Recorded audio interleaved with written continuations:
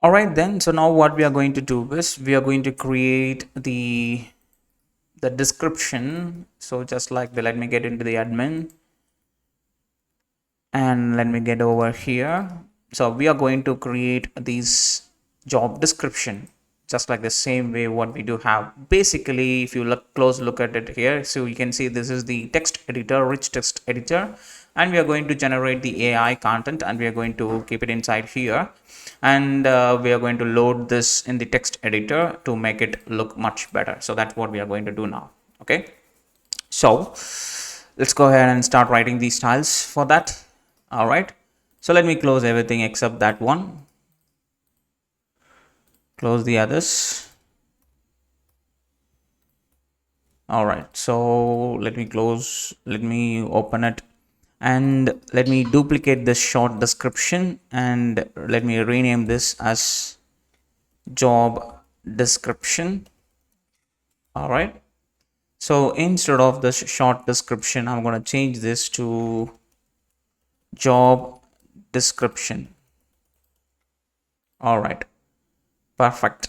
And let me open the schema file, and instead of this short description, where it is, I'm going to change everything into description.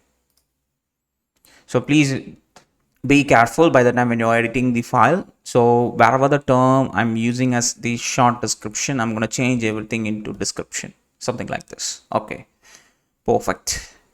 And we need to change the prompt and everything. We can worry about it later. And this is going to be the job description. Okay, perfect. And yep, I think so far this is enough. Let's go ahead and load it in the page. So basically this is wrapped inside this division, right? And yep,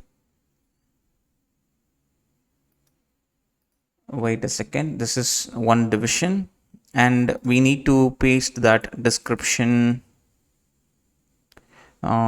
This is going to be, so the first div which we created, that is going to be the left container, right? So this is,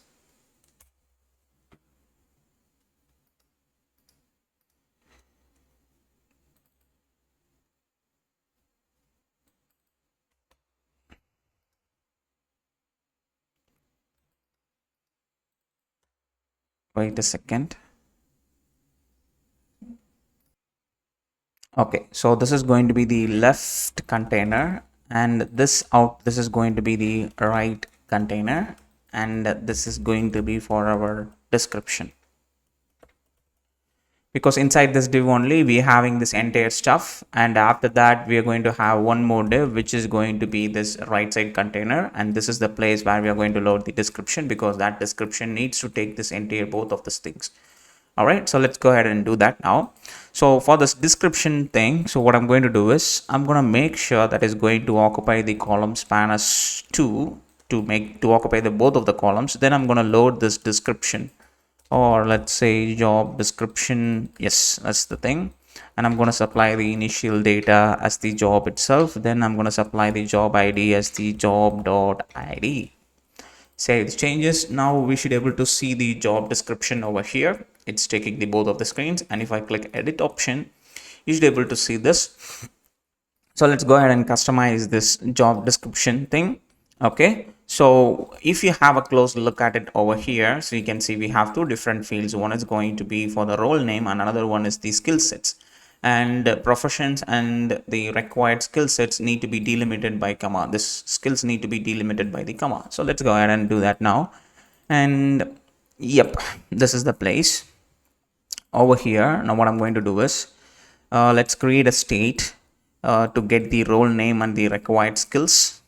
So we need to create two different states now. One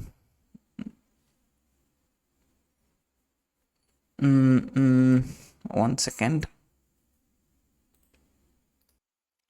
Okay, so what I'm going to do is instead of this prompt, what I'm going to do is I'm going to make some changes. I'm going to delete this. So use state, I'm going to change this is going to be as the role name, and which in case it's going to be string, and use state which is in case it's going to be the skills as the string itself. We can get all those things as the skills and use state snippets skills, and this case it's going to be string itself. Okay, so and in this case I'm going to delete this custom prompt because we don't have that prompt. Okay, so I can delete this because later we can change that. All right, so here this is fine. And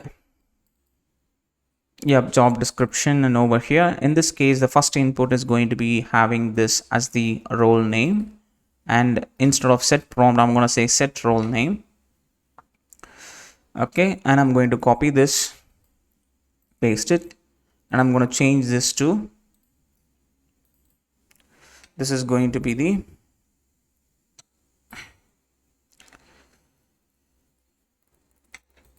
required skill sets. And yep, if you save this changes, now we should able to see like we do have these two, and I need to update this note as well as, so this note of course it's going to note this out, so copy this and paste it over here, save it. So this is how it should look. And instead of this text area, what I need to do is I need to bring this text editor. So in order to do that, I'm going to use this React Quill. This is the one that we are going to use, React Quill. This is the package that we are going to download and install, and we are going to use it. Okay, so let's install that package first. So let me get back to the terminal and let me install npm install React Quill. So hit the enter, so that will start downloading it. Okay, so now what I'm going to do is I'm gonna create a new component in the components folder, and I'm going to name that file as the editor.tsx. Okay, so I need to create two different view. One is going to be the editor mode and another one is going to be the preview mode. So if you check it out over here right now, this is the editor mode where I can edit it. The same preview, the same text editor. Now right now it is in the preview mode, so where I can able to see exactly the same way. So if you're not editing, if you're not in editing mode, you need to display the preview mode. If you are in an editing mode, you need to use the editor mode. So that's the thing. So let's first import the stuff and let's create the component first. So let's say use client itself. Okay, so we need to make sure that it's using the client. Then let's get back over here. Okay, so I need to import this CSS, copy this, and let's import the CSS. And before that, I'm gonna load this through the dynamically because it will cause the hydration error. So I don't want to run into the hydration error. So I'm gonna use the next dynamic option. So that helps me to import this package dynamically once the client component is being loaded. Okay, so that's the reason. So, and this is the heavier one. So we don't want to pre-import it, so I need to import it only when it's necessary, and it will be removed at the time when it's not being used. So that's the reason we are loading it through the dynamic. Then I'm going to use the use memo hook from the React. So let's import it from the React. Okay, so and let's keep it on the top and keep this import separately. So let's create the interface first. So interface for that editor props, it's going to be, I'm going to have the on change event, which is going to get the value in the form of string, and it's going to be returning the void function. All right, then I'm going to get the value in a string type itself. These are the two different props that we need to supply. Then I'm going to say array fc. Okay, and that is going to be the editor. Close this. And for this editor, now I need to supply those props. So let's destructure those props from this interface, supplying the editor props. And from there, I'm going to get that on change event and as well as the value. Okay, so inside here, now what I'm going to do is I'm going to create, so const react quill is the component which we are trying to create by using this use memo hook. Open it, and inside this I'm going to have a callback function, and in that callback function I'm going to supply the dynamic. Okay, and this dynamic, it's going to have a callback function, and that is going to use the import statement, which is going to import this react hyphen quill, this package being import dynamically. And I'm going to make sure the SSR, server side rendering, as false, because this package, if you're trying to render it through the server side, and it will, of course, it is going to run an issue, right? So we need to avoid that. That's the reason we are trying to load it through dynamically. Even though if it is client, it will load through the server side only, so it will we ran into a hydration error. So in order to avoid that, we can use this. That's the reason we are using it. And right after here, I'm gonna pass the empty array injection. Okay, otherwise the memo hook will throw an error. So now this is how you need to import that package dynamically in the name of React quill. And over here, I'm gonna simply say class name bg. Of course, it's going to be void, and inside this editor, instead of this, I'm gonna bring that React quill as a component, and we need to supply the value as the value. Then on change, I'm going to supply my on change function, which we are getting through the prop. Then I'm going to use the theme as the snow theme. Okay, save this changes. This is going to be the editor, and of course we need to use this for the I'm going to copy it completely, and I'm going to create one more thing called preview.tsx, and here I'm going to paste it, and instead of this editor, I'm going to change this to preview.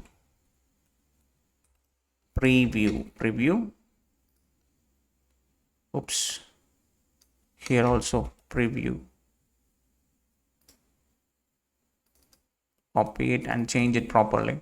Okay, and in this case, this time we're going to use the bubble. So there are two different themes. So if you scroll all the way to the down, you can see we have two different themes, quill.snow.css, and of course we do have this quill.bubble.css as well as bubble.css. Okay, so this time we're going to use this bubble, and in this I don't need this on change event. That is not necessary, because we are not going for editor mode. We are going to go for read only mode only, because it is going to be the preview. That's the reason. So you will understand why we are doing all these stuffs and everything. So now in the description form, now what we need to do is, inside this particular area, we need to display this editor.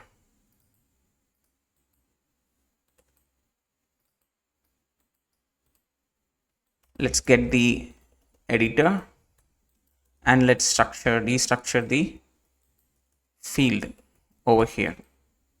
Save these changes. Now you should be able to see that text editor over here. Okay, so I can literally type whatever the text I want, and I can make it bolder, or I can make it the bulleting systems and bulleting points and everything. We can able to do all those things. This is just the rich text editor. Okay, so if you are using preview mode, I can't able to edit over here. I can simply preview it. That's it. That's the reason we do have two different components. Okay, so let's go ahead and add the AI part over here. So now what we need to do is, let's get back. So we know that we having these two input field values inside the this is not going to be role name, this is going to be the skills, and let's set the skills. All right, so this is the place where we are having those two informations, right? So let's jump into the function where we are getting those things. So this is the place where we are generating it. So right after here, so I need to create myself a custom prompt. Okay, so I'm gonna use this as a custom prompt. So over here, just like this. So save these changes. Of course, required skills is not there, because that is I used it as a skills.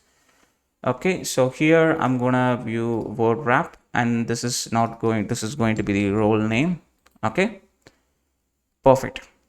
So this is the prompt. Could you please draft a job requirements document for the position of that particular role name? Then the job description should include the roles, responsibility, key features, and details about the role. The required skills should include proficiency in the mentioned skills over here. And additionally, you can list any optional skills related to the jobs. Thanks. So this is the prompt that we are going to use for this. Okay. Then what we have to do is, so I'm going to call that function await get generative AI response. Then we need to supply that custom prompt, and that is going to return you a promise. Then we are going to get the data back, and I'm going to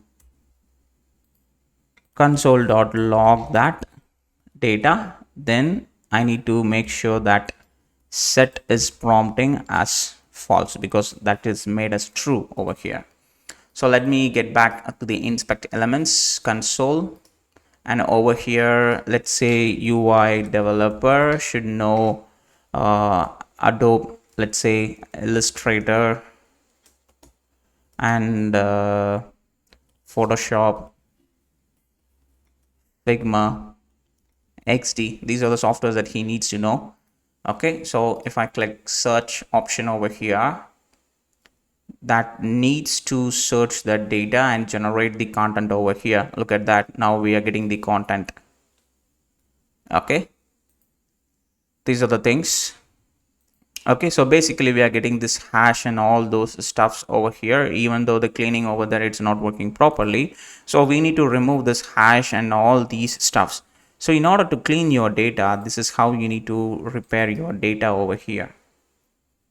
See, right after here, this is how you need to repair it.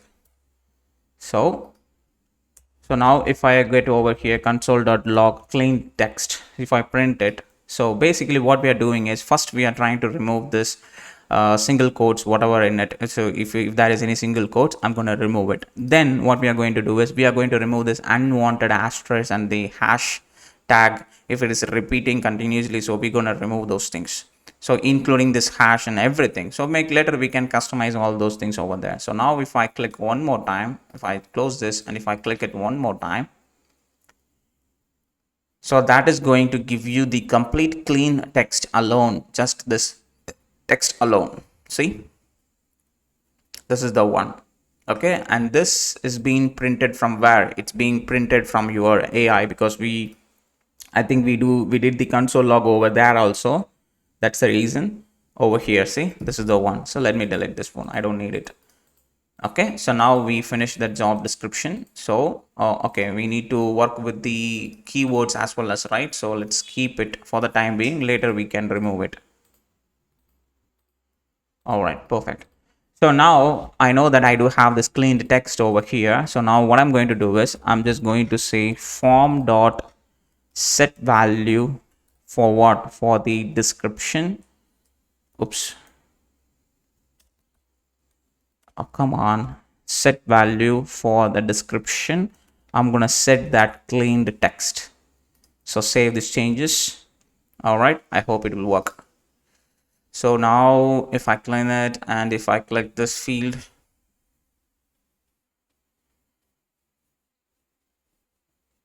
there we go. See, we got the text over here inside here. Okay, and if you want to customize it, you can simply customize it directly from here. So all you can do directly, you can customize it over here. Okay, just by, but you are not getting exactly what you don't know what is heading and what is the points and all those things, right? It is not coming in the way what we are expecting. It's simply printing the value as the text. So if you wish to get it exactly what you're getting it from the AI, so what we can do is we can create a label box over here and we can display it. Then we can copy it from there. Then we can supply it to here instead of directly setting it to the form value. So what I can do is I can create one more state. So use state and I can say AI value, something like this, and I can keep it as the null for the time being. Later what I can do is I can get back over here. So this is the place where we are editing, and this is the place where we are displaying that form, right? At the top of it, I can bring and display that value. So if I have the AI value, then only I need to display that division div. So what is the division is going to be looks like? So basically this division is going to be like, so here it's going to be like, it should take the complete width and height. Of course, it should have minimum 96 and max height it's going to be 96 only, and rounded it's going to be medium. BG, of course, it's going to be wide. Overflow Y, of course, it's going to be scroll, and padding, of course, in all the side 3, and the positions relative it's going to be 4, and margin top it's going to be 4. Text, of course, it's going to be muted 400. Okay, inside this, what I'm going to do is I'm going to have display the value AI value. So save this. Okay, so now what we are going to do is, if I click this, close it here, and let's say UI developer, and let's say React.js, Node.js, something like it, and if I search for it, now we should be able to see a label box label which is going to display that complete content. Okay, so I forgot to change it over here. So instead of setting it to that, I need to set the AI value with that cleaned text. Save it. Okay, so let me delete all these things. And now if I generate it, I should be able to see that label box over here. All right, see, now you can see which is exactly the same content, but it looks similar, but see the magic over here. So what I'm going to do is I'm going to create a button. Inside this, I'm going to have a button. So let's say a button.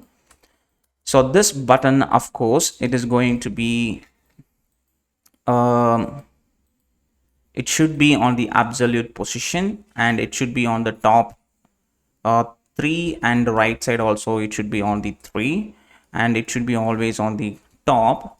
And the variant of this button, of course, it's going to be the outline, and the size of the button, of course, it's going to be the icon. And inside this, I'm going to have the copy lucid icon. W class name is going to be w4 and height 4. So whenever I'm clicking this button, I need to call an event. Okay, so what I'm going to do is I'm going to call on this button, I'm going to say on click, I'm going to call this on copy function, which I don't have this function. So I'm going to call this function var. I'm going to create that function right away over here. So const on copy is equals to, so we need to copy that content into the clipboard, then we can paste it inside the rich text editor by ourselves. So it will look exactly the same way. So I'm going to use this navigator instance dot clipboard. The navigator instance is the default instance provided by your TypeScript itself. Then I'm going to use this write text. I'm going to write the AI value into that clipboard. Then I'm just going to say toast dot success copied to clipboard, something like this, copied to clipboard. Okay, so AI value, there is a possible value that it can be a null. So instead of setting that AI value into null in the first place, I can keep it as a string itself. Now we can resolve that issue. Okay, so now if I click over here and I can say UI developer, and I can say React.js framer motion or something. Okay, so framer motion. All right, so now if I click search, so that is going to set the value to your label box. Okay, so here label, and now I can see the copy icon over there. If I click this, now it's showing copied to clipboard. And now if I paste it over here, you can see it's displaying the content exactly how it is being copied from that the generated content. So now I can, it's very easy for me to update this, make it bolder, or I can use the keyboard shortcut also, control B, and over here control B, control B, control B, and it's very easy for us to select this and mark it as a bullet points. See, that's the reason we are using that content label box to copy and paste it. If you're directly loading it into it, it is not going to load it in this way. It is going to simply paste it as a single line string. So we don't want that, right? So that's the reason we are created a label box and we copied it and we pasted it over here. Okay. So if you save this now, it should save the content in the description. Let's check it out. Save it. All right, so now it has been saved and you can see it's displaying as an HTML text. The reason is because we need to display the content because it is being loaded here as a paragraph tag. So that's the reason we created the preview box. All right, so if it is not editing, then what we need to do, I need to delete this paragraph content. Okay, I'm going to create a div and that is going to have a class name, and I'm going to use the cn for conditional rendering. So the default styles are going to be text sm and margin top, of course it's going to be 2. And if I don't have the initial data dot description, then what I need to do, I need to say the text neutral 500 neutral 500 and italic. Inside this division, if I don't have that initial data, then I need to simply say that there is no description. If I do have that data, all I have to do is to display that preview with the exact value what we do have in the initial data. Make sure that preview is been imported from where, from the add components preview section, right? So save those changes and now you should be able to see we have a proper preview option over here which exactly going to look, but you can't edit it unless if you click in the editor mode. You should be able to edit the content, right? Later you can change this text and everything. Okay, so let's get back to the normal view, and if you have a close look at it, we are having a very inconvenience to have a look at it, right? So we need to fix this loading issue. So what I'm going to do is, so we can fix that font issue just by opening up your global.css and just add this line all the way at the end, because this it's having this particular style called QL container, and we can fix this font size and fix it to 16 pixel, and that make it more reasonable view so the user can able to view it, and it will gives you the nice viewing perspective so you can read it clearly. So now we successfully finished the description and I can change it at whatever the description I want.